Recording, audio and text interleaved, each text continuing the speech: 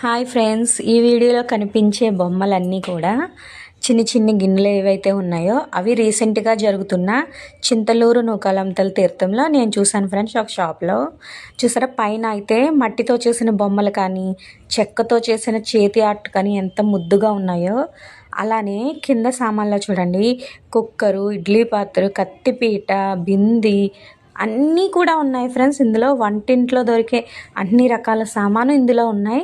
అలానే కూరగాయలు చూడండి, మామిడికాయలు, వెల్లుల్లిపాయలు, నిమ్మకాయలు, టమోటోలు, కాకరకాయలు, పైనాపిల్, దానిమ్మకాయలు, క్యారెట్, పచ్చిమిర్చి, అల్లం, చిక్కుడుకాయలు, వేరుశెనగకాయలు, ఎండుమిర్చి, ములక్కాడ ఇవైతే చాలా ముద్దుగా అనిపించాయి ఫ్రెండ్స్.